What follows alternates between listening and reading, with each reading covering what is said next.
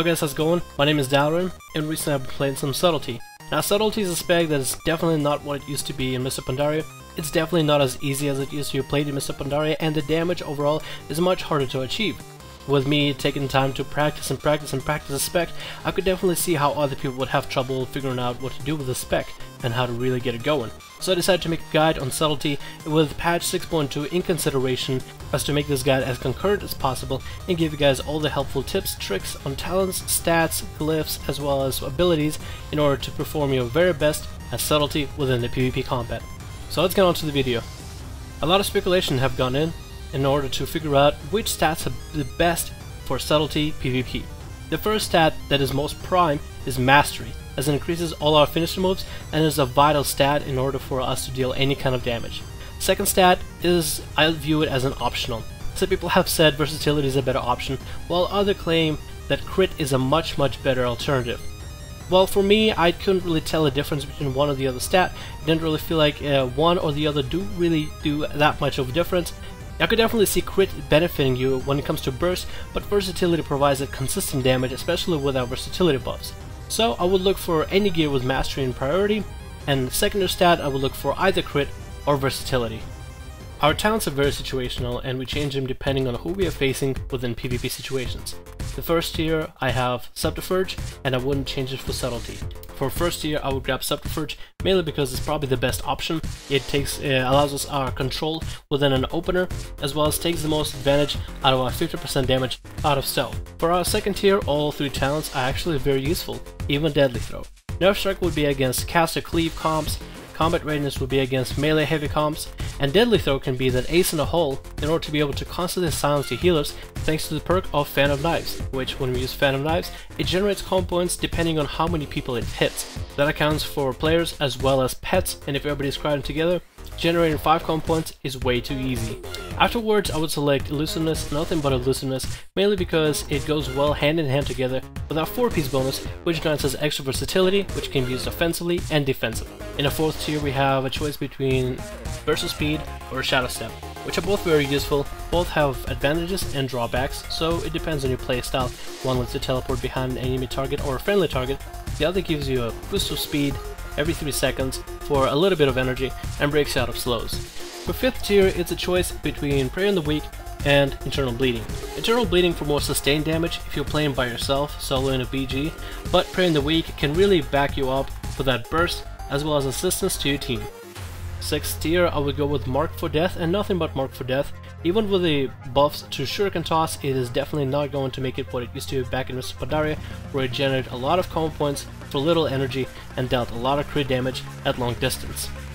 For the last tier, it's a choice between Death from Above or Venom Rush. I prefer Venom Rush. It allows me to play the playstyle that Subtlety rogues used to play back in Mr. Pandaria and even back in Cataclysm. But Death from Above is an interesting introduction. It does require you to conserve up to 50 energy and have 5 comp points for its maximum effectiveness. It all comes down to how you want to play, the way you want to play.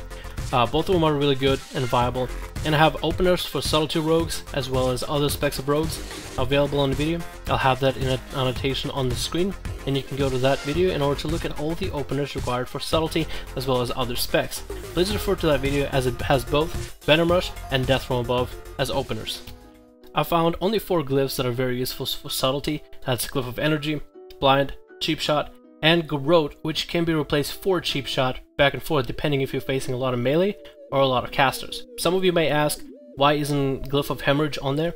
I don't believe using Glyph of Hemorrhage is useful when it comes to PvP when you're trying to maximize the maximum amount of burst and damage, because Glyph of Hemorrhage almost forces you not to have to rely on the multi-strike and the bleeds, which those bleeds end up being part of our burst damage as well as part of our consistent damage, and I would definitely not forego those with a glyph.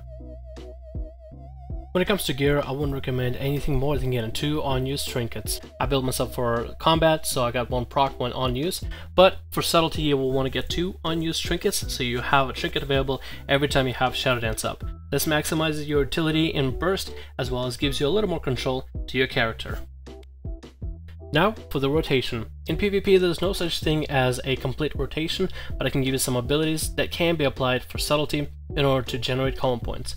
First of all, you have Hemo, which doesn't cost a lot of energy but also doesn't hit hard. You have Backstab, which deals moderate damage.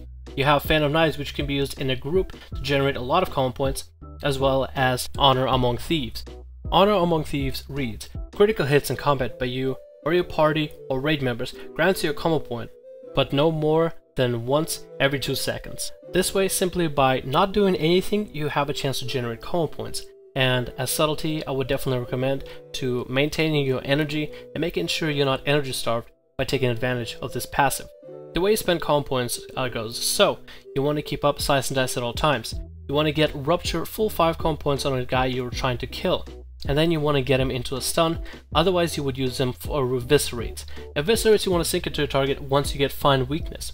Find Weakness is procced every time you use Cheap Shot, Corrode, or Ambush, which go into your burst. Again, refer to the burst video in order to see how to burst as Subtlety, whether you be with Venom Rush or Death from Above, as I have a burst rotations for both of them. Another thing to remember is, as Subtlety, we deal 15% more damage once we come out of stealth and while we're in stealth. So catch and re-stealths, whether it be in a battleground or arena, can be beneficial when we're trying to line up damage. And I would recommend for you guys to use Shadow Dance on cooldown, since it is a 1-minute cooldown. Just use it, get practice for it, practice on NPCs, practice on train dummies, and just practice on other players, and eventually you get it. Just also about common point management, it's all about energy management, and from playing Subtlety, I feel like I have become a better player myself after playing combat for so long, and I'm able to better manage my energy, better able to manage my common points, and better able to manage my resources. Subtlety is a fun spec with a lot of high bursts and a lot of crits, so hopefully you guys enjoy this video. My name is Dalren. Hopefully this video helps some of you guys learn how to play Subtlety, and I'll see you guys in the next video.